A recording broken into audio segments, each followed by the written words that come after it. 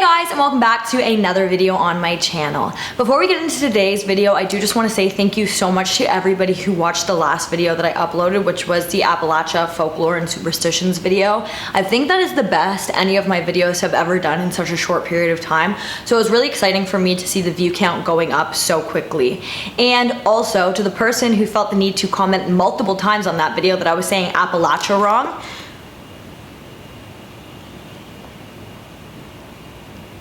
Appalachia. That's exactly how I was saying it, I'm pretty sure. So just to clarify. But today's video is going to be about werewolves, and this is going to be the first video in like the Halloween themed videos that I'm going to be doing. However, I think they'll probably be kind of the same. I don't know how the videos could get creepier than they already are. But I'm wearing my Halloween shirt. I have a few of these, so I'll be alternating between them throughout the next month or so.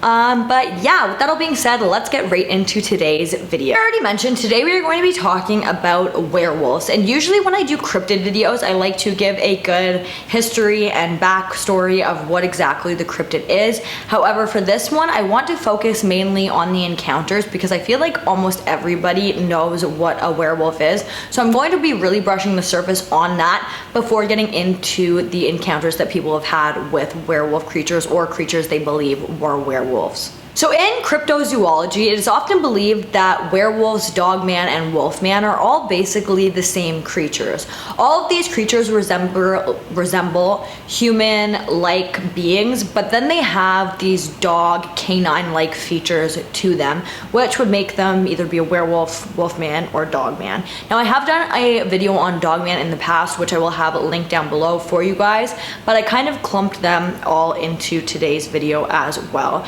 because I was having a very difficult time finding specific stories on werewolves themselves, but there's a lot on Dogman online. Also, specifically with werewolves, it is said that they are humans at one point who shapeshift into these creatures, often by being put under a spell or from their own volition. And it is said that they usually only come out after the sun sets and once the moon is in the sky, which is something that I'm pretty sure we're all probably familiar with growing up. I was told stories about werewolves, I'm sure you were as well. They're in movies, they're on TV. They're probably one of the more famous cryptids. The first encounter that we are going to be discussing is an encounter that took place in 1936 in Jefferson County, Wisconsin, by a man by the name of Mark Shackelman. He was driving along Highway 18 just outside of Jefferson when he saw something digging on the side of the road. The area in which this person was digging was said to be a native burial ground that was known to a lot of the people who lived in that general area. Mark slowed down driving to get a better look at what this person was doing because it was very odd that it was late at night and there was somebody digging on the side of the road. That is when this person stood up and turned around to look directly at Mark. That's when Mark realized that this thing that was standing on the side of the road wasn't a person at all. He described this thing as being a hairy beast that looked like a cross between an ape and a dog, but had the structure of a large man. It also had opposable thumbs by the looks of it. This absolutely terrified Mark, and he drove away as fast as he could. But the thought of this didn't leave his mind for the entire night, so the next night he decided to go back and see if the creature would be there again. Lucky for Mark, it was, and that is exactly what he was looking for, but this time the creature caught his eye and then turned around and growled at him. He described this growl as sounding like almost human-like, but still bone-chilling and curdling enough that Mark drove away and sped off yet again and decided that this was scary enough that he was just going to leave this creature alone and not go looking for it again. That was going to be the safest bet. The next documented encounter wasn't until 1964, but it was again in Jefferson, Wisconsin. This was spotted by a man by the name of Dennis who was driving down Highway 89 when something darted across the road in front of his vehicle. And he said that whatever it was that darted in front of his car reminded him of the werewolf sighting that was so famous in this area in 1936. This encounter that Dennis had only took place a couple miles away from the last sighting that we talked about. Dennis described this creature as being very, very large, standing at about 7 feet tall. He said that it was covered in thick brown hair, and it looked to him like a part dog, part human type beast. In Dennis's encounter, he was driving down the road when this creature darted in front of his car and then jumped over top of a barbed wire fence and disappeared into a cornfield. The next day, once the sun was out, Dennis decided to return to the scene. Now, a lot of people in these stories do return to the scene the following day, which I think I would do maybe in the daylight, but I definitely wouldn't go back at night after having an encounter with a creature like this. So kudos to these people because they are so brave, but Dennis went back in the light. What Dennis said that he was hoping to achieve by going back to the scene is that he would see footprints or something proving that what he had seen was actually real. Now, the ground was way too hard at this time for any footprints or anything like that to appear, but what it did back up the fact that he had seen something run across the road that night was all of the corn in the cornfield was kind of like bent down, proving that a very large creature had run through the corn that night. And then in 1972 in Jefferson, Wisconsin, a woman called 911 claiming that she had thought that somebody was trying to break into her home.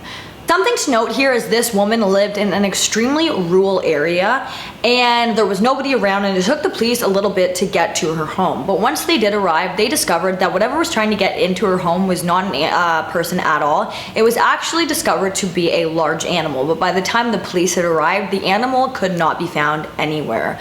However, the creature would return again a couple weeks later and forcefully try and get access into this woman's house.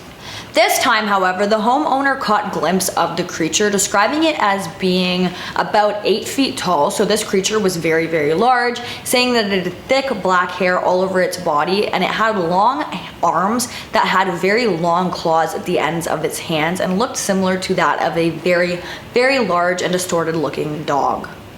Luckily for this woman, the creature was not able to gain access to her home. However, while he was not able to gain access to the home, he then went to the barn behind the house and attacked one of the horses. Now, the horse ended up being okay. It survived. It had to get medical treatment, but it did live. And it was said to have these huge, long claw marks all down its back, which is terrifying, the poor horse. In 1989 in Elkwood, Wisconsin, a man by the name of Scott Bray, who owned a dairy farm, which was located on Bray Road, which was named after his family. Sorry, this is getting confusing. He was driving down the road one day when he claimed to have seen a dog that was much larger than a German Shepherd, in his words. He said that when he got to the pasture, he saw this dog again, and he said that the dog was very, very large and muscular looking, and to him didn't really look much like a dog at all, besides its face and the thick hair that was covering its body. In this specific case, prints from this creature were found in the pasture the following day, and these prints were said to have been way too big to belong to any dog known to man. In that same year, in the same general area, a woman by the name of Lorraine saw a creature very similar to this one that she believed was the same on the side of the road, just crouching down. She said that this creature was covered in thick brown hair. It was very, very large. It had pointed ears, and she said that it had glowing yellow eyes. Later that year, in the exact same area or general area, so in 1999 in Elkwood, Wisconsin, a man by the name of Russell had an encounter with a creature that was very similarly described as the encounters with the creature before. He described this creature as being very large, hairy, standing on 2 legs. However, in this encounter, Russell was walking, and he said that the creature started to slowly approach him before Russell took off running. In 1992, Tammy Bray, who was Scott Bray's wife, was driving home, which their home was located on Bray Road, when she had an encounter with the creature. She said that the creature was very large, very muscular, very hairy, looked like a dog, part man, part dog, had this like dog-like face, and had glowing yellow eyes. So very, very similar to every other encounter that everybody has had with this creature in that area. And then in 1999, on Halloween night, on Bray Road, a woman by the name of Dorothy Gibson was driving home when all of a sudden her car had jerked as if she had hit something. Dorothy was only a teenager and she was worried at this time as of what it was that she had hit. So she got out of her car and walked down along the side of the road to see exactly what it was. And that is when she saw this huge, hairy beast. However, now it wasn't on the road as if she had hit it. It was up and it was running towards her. Dorstein sprinted back to her car and she got into it and drove away as fast as she could. Allegedly, in this encounter specifically, the creature had jumped onto the top of the car. However, it was raining that night, and due to the rain, its grips weren't that good and it slid off the back of the vehicle, which is why it sounded as if Dorstein had hit it, and that would be why the car kind of swerved, because it had fallen back, I guess, and like grabbed onto the vehicle. Dorstein would return to this road later that night with a few teenage friends, and in my opinion, this one isn't that weird. I feel like as a teenager, you do stupid things like this. She was probably trying to give them a Halloween scare and prove to herself that what she had seen was actually real. During this time, all of the teenagers who were with Dorstein at that time said that they saw a very large hairy beast sitting on the side of the road. Dorstein shared her story the following day, and this was actually the encounter that got this creature dubbed the Beast of Bray Road, or the Bray Road Werewolf. While we're on the topic of werewolves, I do just want to mention the picture from the Amarillo Zoo in Amarillo, Texas, of that creature that was caught on camera. Now, I'm not sure if since then they have confirmed what this creature was or anything like that, but to me, I immediately thought that the creature looked like Wolfman, Dogman, a werewolf, some kind of cryptid. And I think that's so interesting because usually things like that either don't get noted by the news, they aren't brought to light, or they just don't really happen too much nowadays, or they're like debunked and people just don't believe it. So I thought that was really cool, and I thought that was gonna be an honorable mention for today's video. In Mexico, at the beginning of the pandemic, there were several people who came forward claiming that they had an encounter with a werewolf-like creature. This creature was described as being hairy, looked like a beast, was 6 to 7 feet tall, and was extremely agile. And a lot of these encounters that people had shared, they were able to provide photos not of the creature, but of the damages that the creature had left behind, like their footprints, their scratch marks, and things like that. It was reported that a lot of people had heard this creature crawling on the roofs of their homes and things like that, and once it was commonly kind of agreed upon that this creature was a werewolf, there was an argument between the residents of this area whether the creature should be considered a endangered species or it should be killed because of how dangerous it is. All of these encounters took place in Veracruz, Mexico, and unfortunately I'm going to have to keep this topic very, very brief, as pretty much all of the articles written on this were written in Spanish, and the Google translation are not very good. Like, I was trying to read articles that were translated from Google and it wasn't making any sense. So I had to go off of the little amount of information that I could find on this, but I wanted to share it anyways because I do think that this is so interesting and so crazy, again, how recent it happened. Basically, all of the information that I could get on this specific topic is, again, people had heard this creature crawling across the roofs of their homes. They could hear these blood-curdling howls coming from weird areas at all hours of the night that weren't from any creature that was known to this area, and several people also claim to have had a first-hand sighting of the creature. Now, there was also a specific group of people who claimed that this was just mass hysteria and somebody thought they saw something and everybody else was riding off of it. But yeah, a lot of people claim to have seen this creature. I really, really wish that there were more articles on this that were written in English and more descriptive articles about it that I could have shared with you guys, but I do think that this is just so crazy and interesting. Honestly, I did have a little bit of a difficult time finding stories of encounters that people had had with werewolves besides the ones that I had already shared. Usually I like to go on Reddit and find stories and things like that, but I was having a very difficult time finding ones that I thought were worth mentioning in this video. So I typed into Google, has anybody ever had an encounter with a werewolf? And on the Quora, I'm sure that you guys know what I'm talking about, website, there was a question, and the question was asking if anybody has any encounters with werewolves, and I only saw one answer, and the answer said that this person was 4 years old and they were on a walk with their dad and their very young sister along the side of the road very, very late one night. And they were just walking when all of a sudden this person claims that they saw a werewolf peeking out from one of the fences along the side of the road. Now, this is when their fight or flight kind of kicked in, and the narrator took off running and her sister froze. Now, it doesn't say if the dad claims to have seen the creature or not, but he had to pick up the other sister and pick her up and run to catch up with the 4-year-old, and then they headed home and they never talked about this topic ever again. I was going to end the video there, however, I feel like that last story was not very strong at all, so I was able to find 2 stories on Reddit that I'm going to share with you guys that are specifically on Dogman. So these stories are not based on werewolves, they are based on Dogman, but like I said at the beginning of the video, they kind of go hand in hand and are believed to be at least the same species. So I thought that I would include them here anyway. This first story that I'm going to share is on r/Dogman, and it is titled Dogman Encounter. However, I took a screenshot of the story so that I could read it for you guys today, and I cannot seem to find the narrator or the person who posted its name, so I will try and find it and link it down below for you guys, but I'm going to read it anyway. So this says, Real Dogman Encounter.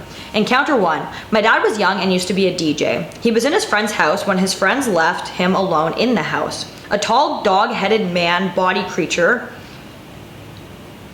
came out of the kitchen, sorry that confused me for a second, chased him. He fell leaving out the door and it grabbed his heels, but he kicked free. Now you may say maybe his friends were scaring him. Possible, but how do you explain Encounter 2? And there are 3 encounters in this series of encounters that I'm reading. Encounter 2. My dad, much older now, went in his basement to look for something. He noticed a box move. Boxes are stacked up. A dog-head man body creature steps from behind the boxes and chases my father up the stairs. He slammed the door and the thing hit the door. My oldest brother went to check but found nothing. Number 3. My dad was a war vet. It is possible he suffered from PTSD and maybe imagined the creature. What's strange is how he described the same as what many others have described in their encounters. When my dad would be asleep, sometimes he would have night terrors of vicious dogs trying to attack him.